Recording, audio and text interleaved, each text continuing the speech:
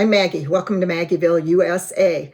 Today I am going to show you some cards that I've been working on. I've been in my studio playing around, trying to use up some of my scraps, and I've come up with 8 different cards, 4 different designs that I want to share with you. So let's get started. We'll just get going here with card number 1. All right. This is the card that I came up with. Hello. These are any occasion cards. I try to be generic with these kind of cards so that I can use them for anything that happens to pop up. Then I have cards on hand, again, that I can use for any occasion. Most of the cards I make are 4 1/4 by 5 1/2, my favorite size. So the dimensions are going to be on here, first with the card size I use, and then with the materials. On this card, I used these 2 banner strips, and I am going to show you how I make those. Quick and easy. Quick and easy. So you decide the width and the length of your banners, how you want them to appear on your card. Then I like putting these little notches in them. You can keep them flat across at the bottom if you want, but I feel that it gives you a little bit more dimension. It's more creative. So how do I do those? Depending on how far up you want your notch to go, I usually go up about an inch, 1.5 inches, somewhere in there. And then I put the line for how far up I want my notch to go. And then I find the center point.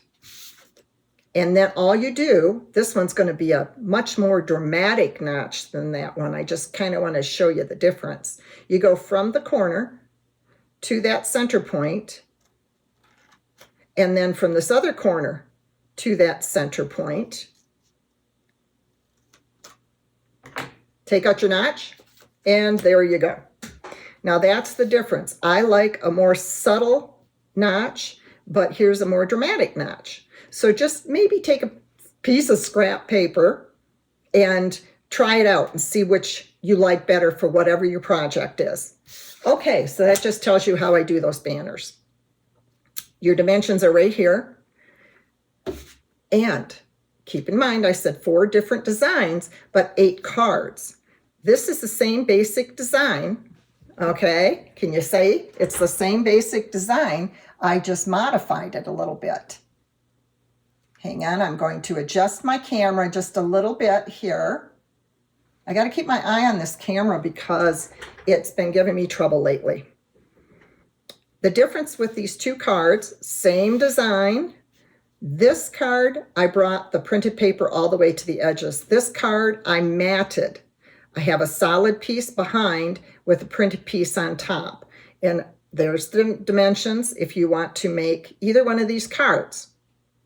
The word obviously is optional. I cut this out on the Cricut Maker machine. You could use a rubber stamp. You don't need any greeting at all. That's card number 1. We're going to go through these rather quickly. Hopefully this will be a short video. Card number 2, I did in 2 different sizes.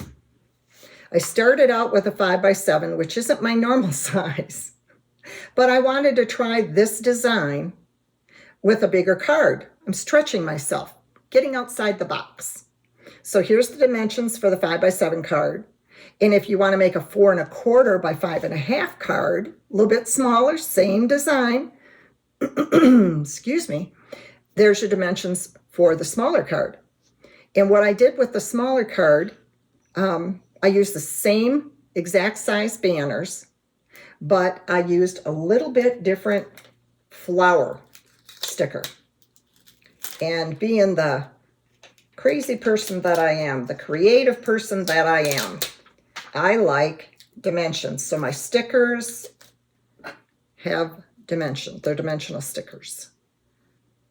And I'm just going to put this right here. Voila! I got everything out of my stash. My stickers, my scraps. I used my Cricut cutting machine, my Cricut Maker, to cut out the thanks. But if you have a rubber stamp or a sticker that you want to put there, help yourself. You can make your own occasion, your own theme with your wording. So this obviously I made to be a thank you card. Thanks. That's card number 2. Now we're moving on to card number 3. I started out another one of these. This one is a 4 by 5.5 card. Wow, I went a 1/4 inch smaller. All right, so here's all the dimensions to make this card. Hello was cut out on my Cricut Maker machine. And this one, I didn't go all the way to the edge of the card. I thought that the design would pop and be more creative if I brought it in and showed the edge of the card, which I was real pleased with how that came out. Now, I made another one with the same design, but simpler. I used less flower stickers. I haven't put any kind of greeting on there yet because I might use this card for a happy birthday card or a thank you card. I don't like to put my greeting or my expression on my all occasion cards until I'm ready to use them, because then that way they're ready to go for whatever occasion happens to come up. But for demonstration purposes, I did want to put greetings on some of these just so you could see what they would look like. So, hello card, blank card. Same design. 1 sticker instead of 3 stickers. If you don't want to use flower stickers, maybe you have something else in your stash or something that you found at the craft store that inspires you. So mix it up. But there's the number 3 design. And again, all of your measurements are right here on this card. Voila! Now for the last card, checking my camera again here, folks.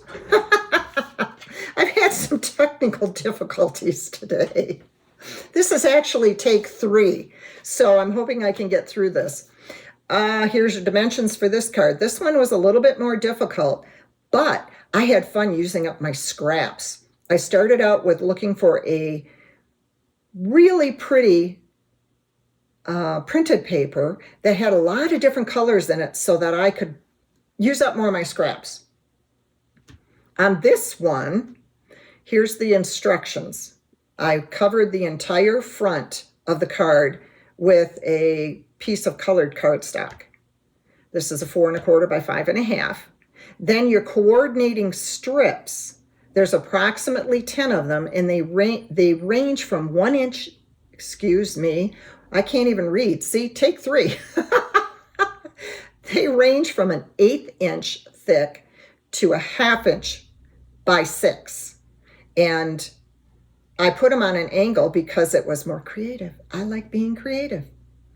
Then what I did was I took all the strips. Once I got them lined up in the order I wanted them, I flipped them over and I used Scotch tape on the backs to hold all the strips in place while I made my card. Made it much simpler. I wasn't working with individual strips and gluing them all. So I Scotch taped all the pieces together, made it more like one piece of paper, and then it went right on the front of the card. And again, angled it. Then this was the other one I made, same design, but different color scheme. And I haven't put a greeting on this yet because this would be a perfect card either for an anniversary or a wedding even, or a get well. It could be used for so many different things.